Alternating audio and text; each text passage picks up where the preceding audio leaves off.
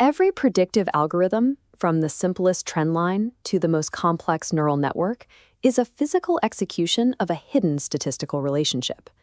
Underneath the hype, every machine learning model is attempting to do the exact same thing: estimate a single hidden mathematical function that connects inputs to outputs. To build this relationship, we start with raw materials. We have our input variables, like a person's years of education or their seniority at a company.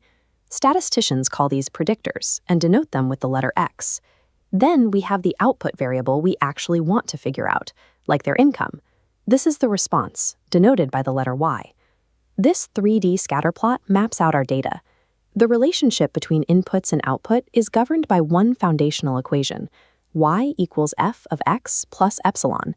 F is a fixed unknown function representing the systematic information predictors provide. It's the structural truth. But data rarely sits perfectly on F. The distance between the true function and actual data is epsilon, the random error term, averaging to 0. The ultimate goal of statistical learning is to hunt for F. We observe the raw data and try to mathematically separate the structural truth of the system from the random noise of the universe.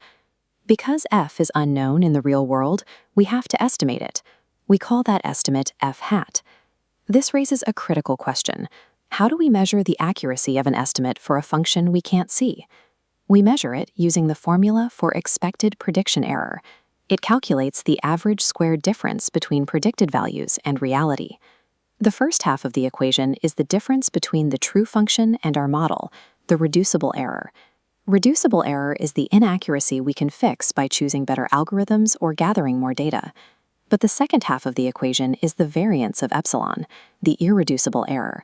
Notice our model is nowhere to be found here. This variable stands completely apart. The irreducible error contains everything we cannot measure: unrecorded variables, missing data points, and pure unmeasurable variation, like a patient's general feeling of well-being on the day a drug was administered. No matter how advanced the machine learning model is, it can never predict epsilon. By definition, epsilon is the noise. This means the irreducible error forms an absolute, impenetrable upper bound on our ability to predict the future. We can only ever hope to minimize the reducible error. To minimize that reducible error, data scientists rely on two main strategies. The first is the parametric method. Parametric methods work by making a bold assumption up front. Before looking deeply at the data, the statistician guesses the foundational geometric shape of the function. In our 3D scatterplot, we see the most common parametric assumption, the linear model. It assumes the relationship is a flat plane. This reduces the problem from finding an arbitrary 3D surface to calculating just 3 exact numbers: the parameters beta 0, beta 1, and beta 2. The flat yellow plane captures the general upward trend of the data. As education and seniority increase, income increases. But it lacks the flexibility to capture the subtle curves of reality hidden within those red dots. This exposes the primary danger of the parametric approach. If the initial assumption about the shape of the world is wrong, the final model will be highly inaccurate. Parametric models trade absolute precision for profound mathematical simplicity. They make the estimation process fast and stable, even if they are slightly misaligned with reality. The alternative approach is the non-parametric method. These algorithms refuse to make any assumptions about the shape of the function. Instead, non-parametric models bend and warp to get as close to the data points as possible.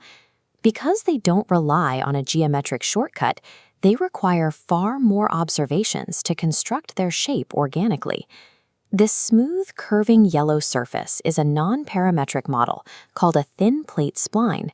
It easily captures the gentle curvature that the rigid linear plane missed. We might be tempted to increase flexibility until the model touches every data point and achieves 0 errors.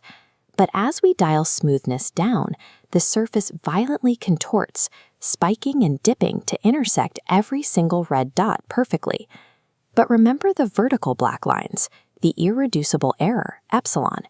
They have completely disappeared. The model has now abandoned the systematic signal to perfectly replicate the random noise. Statisticians call this phenomenon overfitting. When you introduce new, unseen data to this overfitted model, it will predict wildly incorrect values. The jagged spikes it created to match yesterday's noise won't match the random noise of tomorrow. A model that makes 0 errors on past data is often mathematically worthless for predicting the future. It has sacrificed the systematic signal to perfectly worship the noise. This leaves the data scientist with a critical dilemma. If non-parametric models risk overfitting and parametric models are too rigid, how do you choose? The choice depends entirely on the objective, prediction or inference. This chart maps out the relationship between flexibility and interpretability. As a method becomes more flexible, it almost always becomes harder to understand. Linear regression, that rigid plane, sits at the highly interpretable, low flexibility end of the spectrum. When the goal is inference, we need to understand exactly how much a specific variable, like an advertising budget, impacts sales. We use simple, restrictive models because we can read the relationship straight from their parameters. But sometimes interpretability is not a concern. To predict a stock price, your sole requirement is accuracy. This is pure prediction. For pure prediction, you move to the opposite end of the spectrum. Highly flexible algorithms like support vector machines and deep learning sit here. They are powerful, but they operate as a black box. Ultimately, there is no single best model. You must actively trade your ability to understand a system's internal logic for the ability to accurately predict its external output. Up to this point, we have assumed that a response variable, y, actually exists in our dataset. This is the domain of supervised learning, where the known outcome supervises the analysis. When we have a massive amount of input data, but absolutely no outcome variable to guide us, we enter the world of unsupervised learning. Unsupervised learning functions as an exploration of internal order, identifying clusters and patterns within a void of unlabeled data. Within supervised learning, the tools we use are dictated by the nature of the y variable itself. We divide these into regression and classification. If y is a quantitative continuous number, like the price of a house or a person's income, we are solving a regression problem. If y is qualitative, forcing the data into distinct categories, like a medical diagnosis or a default on a loan, we are solving a classification problem. Before touching a single line of code, the architect of a predictive model must ask 3 fundamental questions. First, is there a specific target variable? Is it a number or a category? And do I need to explain the mechanics of the machine or just trust its prophecies?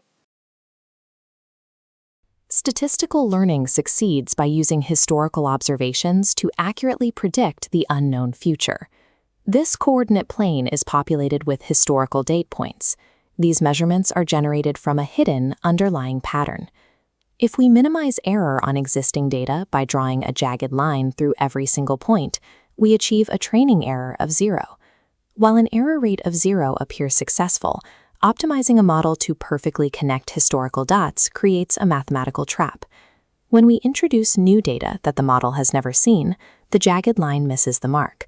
The model failed to generalize. Predictive models are governed by a strict mathematical compromise that defines the limits of what can be known. True model performance depends on its ability to handle unseen data. Performance on training data is a deceptive metric. This smooth black curve represents a true mathematical reality, currently obscured by noisy measurements. Capturing that reality requires a model with a specific level of flexibility, a setting that dictates how closely the algorithm follows the observed data. A low flexibility approach results in a rigid line that misses the nuanced shape of the true relationship. Increasing the flexibility to a moderate level allows the model to capture the underlying signal while ignoring random outliers. Maximum flexibility causes the model to absorb random noise. It spikes to touch every scattered point, resulting in overfitting. We can evaluate these models by plotting mean squared error against the level of flexibility. Error on the training data consistently drops as flexibility increases. A more flexible model will always fit its history more closely. Error on the test data follows a U-shape. It drops as the model learns the signal, then rises as the model begins to overfit. Engineering a model effectively means identifying the exact bottom of this U-shaped curve. The sudden explosion of test error at high levels of flexibility is directly caused by specific underlying mathematical forces. Every dataset has an irreducible error, represented by this dashed line. It is the absolute floor of prediction, caused by random natural variance. The expected test error is the mathematical sum of three parts: variance, squared bias, and that irreducible error.